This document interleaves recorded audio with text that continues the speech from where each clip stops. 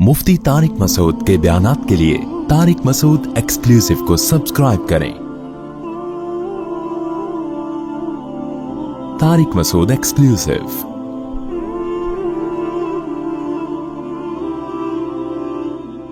नबी सल्लल्लाहु अलैहि वसल्लम ने फरमाया, इंसान अल्लाह से दुआ मांगता है, ज़िंदगी भर मांगता रहता है और अल्लाह ज़िंदगी भर दुआओं को कबूल करते रहते हैं, लेकिन इसको नज़र नहीं आ रहा होता।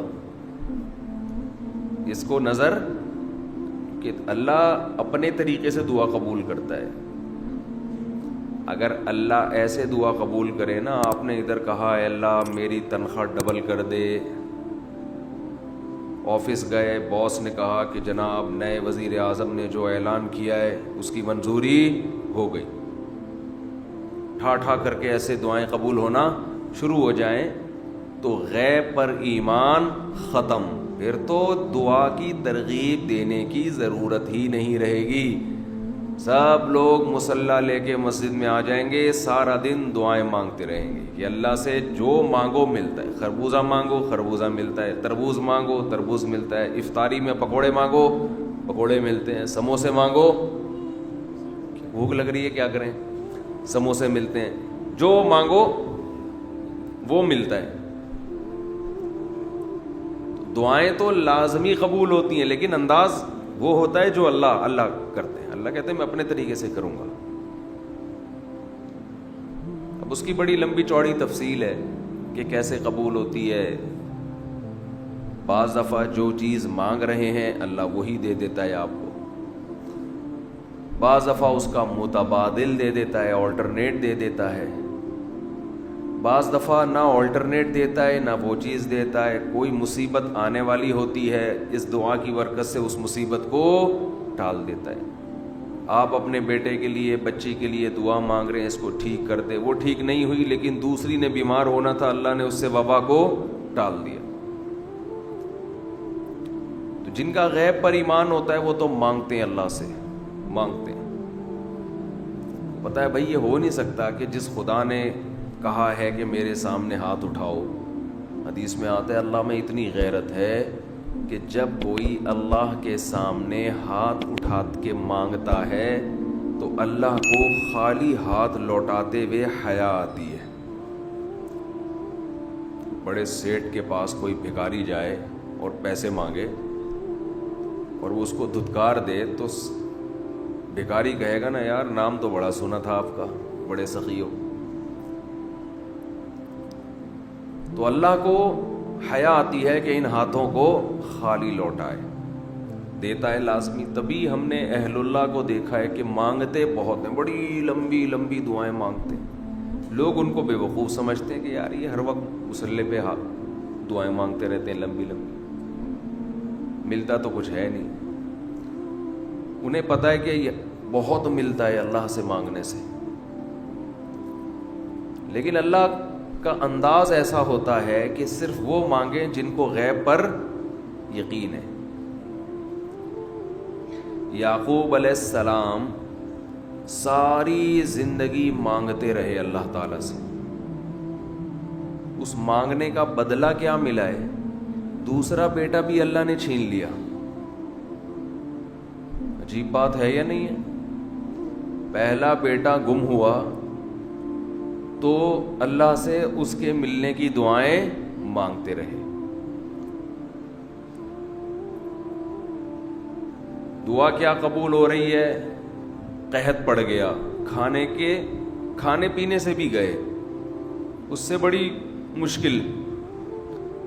राशन लेने के लिए भेजा मिस्र अपने बेटों को, तो दूसरा बेटा भी बोलो गया, वो भी बादशाह ने रख लिया। रोते रोते आंखों की बीनाई चली गई। आपकी औलादें आपसे क्या कहने लगी हैं? तल्लाहि तफ्तउ तज़कुरु यूसुफ, अल्लाह की कसम आप यूसुफ को अभी तक याद रखा हुआ है। हत्ता तकून हरदन औ तकून मिनल हालिकीन, आपकी जान न चली जाए। तो تو زبان سے یہ نہیں کہا کہ میں اللہ سے مانگ مانگ کے تھک گیا ہوں لیکن اللہ دینے کے لیے تیار نہیں ہے، میرا تو دوسرا بیٹا بھی گیا. جب دوسرا بیٹا بھی گیا ہے نا، اس وقت یہ الفاظ کہے ہیں کہ آنکھوں کی بینائی چلی گئی. گھر والے کہنے لگے کیا آپ کو ابھی تک یاد ہے؟ کچھ چیزیں غیر اختیاری ہوتی ہیں، اپنے اختیار سے غم کو سوچنا یہ شریعت میں جائز نہیں ہے، لیکن کچھ چیزیں انسان کے اختیار میں نہیں ہوتی. وہ غم جو آپ کے اختیار میں نہیں ہے اس پہ آپ کو گناہ نہیں ملتا بلکہ صبر پہ ثواب ملتا ہے. شریعت میں حکم یہ ہے کہ غم کو بھول جاؤ، اس کو ایک ہی چیز کو لے کے مت بیٹھے رہو. لیکن حضرت یعقوب علیہ السلام کو اپنے بیٹے سے اتنی محبت ظاہر ہے اس بیٹے میں بہت ساری خصوصیات تھیں. وہ جانتے تھے کہ اللہ ان کو پیغمبر بنائے گا، کہ اتنے عرصے کے بعد بھی آپ کے دل سے غم نہیں نکلا، لیکن اس غم کو لے کر زندگی گزار دی. کسی کے سامنے اللہ کی شکایت نہیں کی کہ میرے ساتھ کیا ہو رہا ہے. اور دعا قبول کیسے ہو رہی ہے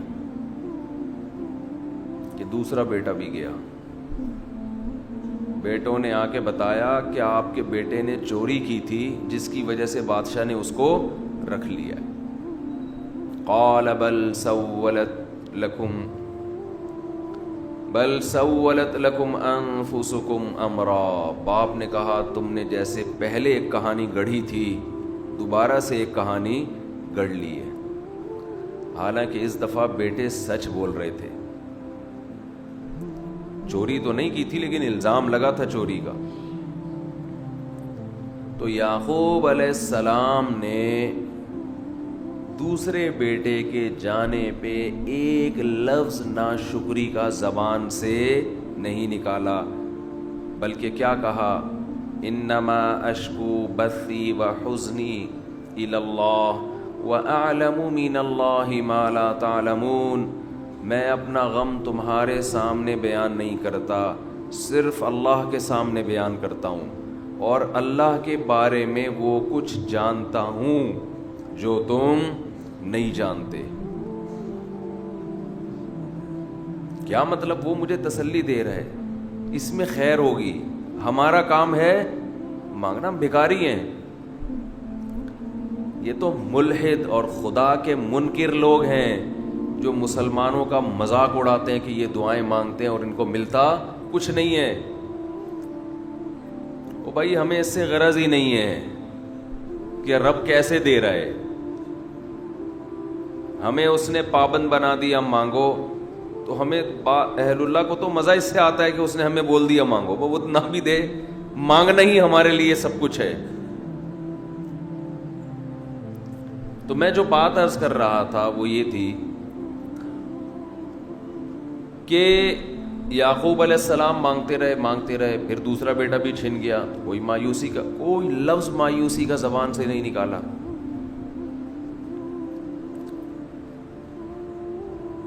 تو حدیث میں آتا ہے کہ ایک بندہ مسلسل دعا مانگتا ہے اور اللہ قبول کرتا ہی رہتا ہے، یہاں تک کہ یہ بندہ ایک دن زبان سے ایک لفظ نکالتا ہے، کیونکہ اس کو قبول ہوتے ہوئے نظر نہیں آ رہی ہوتی نا دعا. یہ زبان سے کیا لفظ نکالتا ہے کہ میں دعا مانگتا ہوں مگر اللہ قبول نہیں کرتا. جیسے معاذ اللہ نقل کفر کہ یعقوب علیہ السلام اگر کہہ دیتے کہ اللہ کئی سال سے دعا مانگ رہا تھا بیٹا مل جائے مگر تو نے تو دوسرا بھی چھین لیا، لہذا ثابت یہ ہوا کہ میں مانگتا تو ہوں لیکن اوپر والا قبول نہیں کرتا. اگر یہ لفظ زبان سے نکالتے جیسے کہ آج کل لوگ نکالتے ہیں زبان سے، تو حدیث میں آتا ہے یہ جو جملہ زبان سے نکالا ہے اس کے بعد سے اللہ قبول کرنا چھوڑ دیتے ہیں. اس سے پہلے ہو رہی تھی. آپ نے یہ لفظ کہہ دیا اس کو ہلکا سمجھ کے. اللہ کے ترازو میں یہ کلمہ، یہ چھوٹا سا جملہ بہت بھاری ہے اللہ کی غضب کو دعوت دینے کے لیے. اللہ کہتے ہیں مجھے تانا دے دیا کہ میں قبول نہیں کرتا.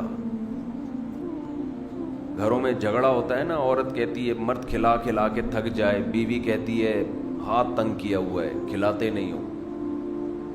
بعض دفعہ آدمی کو غصہ آتا ہے کہ اب میں ہاتھ اپنا تنگ کر کے دکھاؤں گا، اب انڈے نہیں لے کر آؤں گا. میں کہتا ہوں چنگیز خان بھی، اگر کوئی چنگیز خان کی اولاد ہے نا، اس میں بھی اتنی طاقت نہیں ہے کہ بیوی کہے کہ 6 انڈے چاہیے اور وہ ان 6 کو 4 کر کے دکھا دے، یعنی آج 4 انڈے آئیں گے 6 نہیں آئیں گے. کوئی ہے ایسا مائی کا لال؟ کوئی ایسا مائی کا لال پیدا نہیں ہو. تو استنبول کیسے فتح کرو گے؟ صحیح، استنبول کیسے فتح کرو؟ سلطان محمد فاتح نے استنبول فتح کیا تھا نا. ایک بڑے بزرگ نے بڑی اچھی بات کہی کہ فرعون نے ہزاروں بچوں کو قتل کیا، اور بنی اسرائیل کے نا، لیکن موسیٰ علیہ السلام جب صندوق سے نکلے فرعون نے ارادہ کیا اس کو بھی قتل کروں. فرعون کی بیوی نے کہا لا تقتلوہ، اسے قتل مت کرو. فرعون نے کہا اچھا. فرعون نے کیا کہا؟ ٹھیک، it is okay, no problem. سمجھتے ہو؟ تو یہ ہمارے لیے بڑی تسلی کی بات ہے، یہ ہمارے لیے بڑی تسلی کی بات ہے کہ جب فرعون جیسا آدمی گھر میں فرعون نہیں تھا تو ہم اور آپ کس کھیت کی مولی ہیں یار. چلتے رہو جیسے زندگی گزار رہے ہو، جتنے انڈے کہے ہیں اتنے لے آیا کرو.